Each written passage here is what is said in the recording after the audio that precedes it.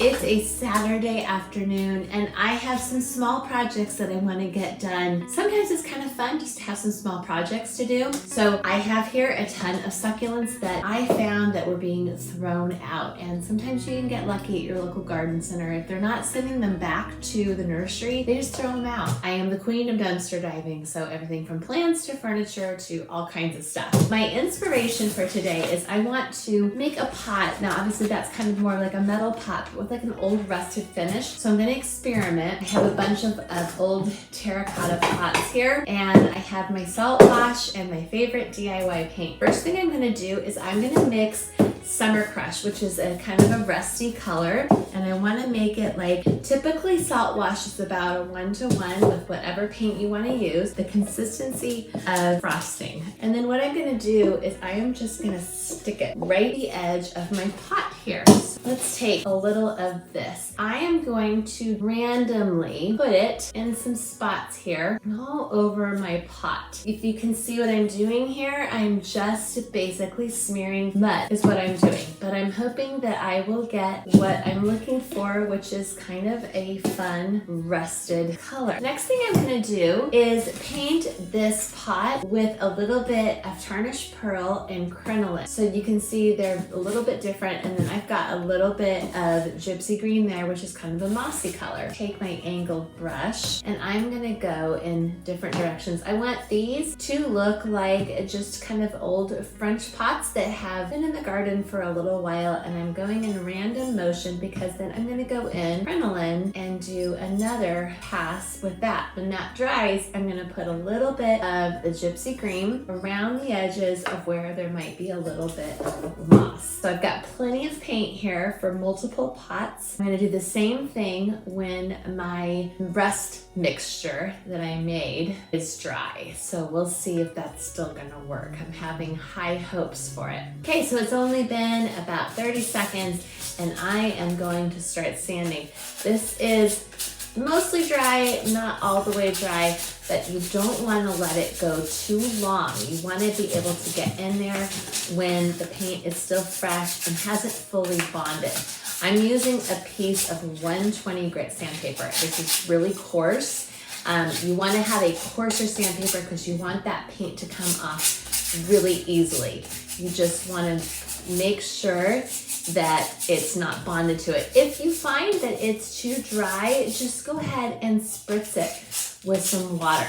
Now I'm hitting the bottom of it and the lip where the paint would just like over time wear off. I also have found in painted pots that have been around, because I have some in my yard for years, that with time it wears off around the body of it too. So use your aesthetic taste with this. All right.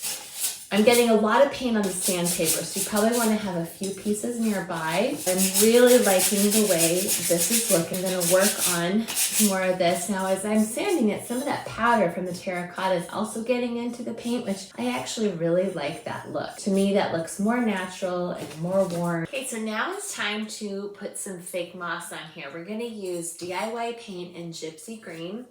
I have my little 1-inch detail brush, and all the supplies that I've used in this you can get on my website. I just have a little brush. This is great for this. Keep this nearby and your continuous mister.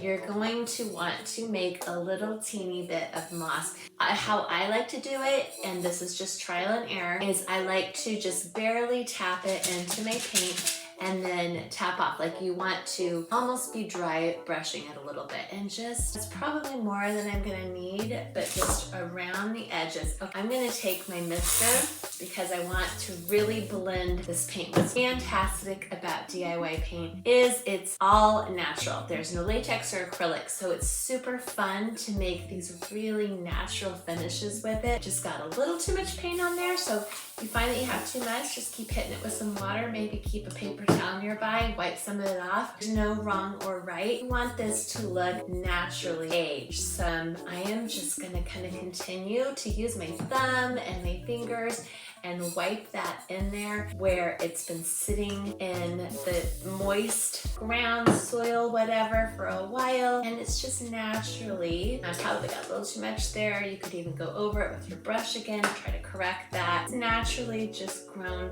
a little bit of color variation on it. Now sometimes you see moss up in the edge here too, along the top, just randomly. So it is hot out and these dried really hard. So let's see what's gonna happen when we put some paint and then we try to sand it. So here we go again with our tarnished pearl. We're just gonna do the same thing we did on those other pots, except this one has some rust on it. Okay, so I'm just dabbing it in here. I'm gonna try not to totally cover up my air quote rust, but I am gonna sand it so it's gonna come through as well. So this is my little experiment. We're gonna see how this looks, and hopefully we're gonna get a good result, and it will look somewhat like my inspiration picture.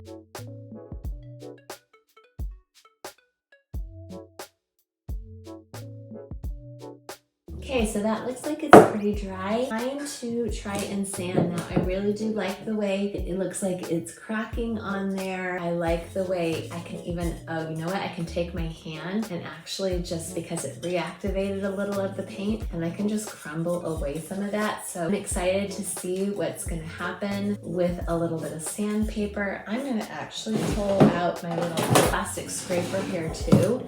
Maybe we'll go with that first and just kind of see what kind of look we get. I've got some dirt here on my paper, so you know what? It's just gonna add to the look of it. So let's just scrape some of that away and see what happens.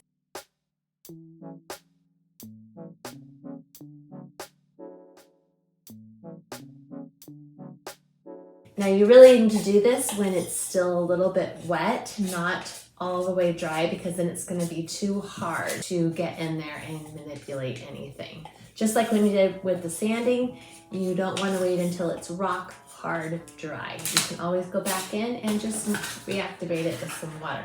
Okay, so we got the 120 grit sandpaper. I'm gonna go ahead and just see what I can get with this now. Same process, going around the edges, okay? Going around the bottom. And I like that Summer Crush is really similar to the color of the pot. So I'm not getting too much like what's that color doing here situation. It just looks like it's just all part of the same piece.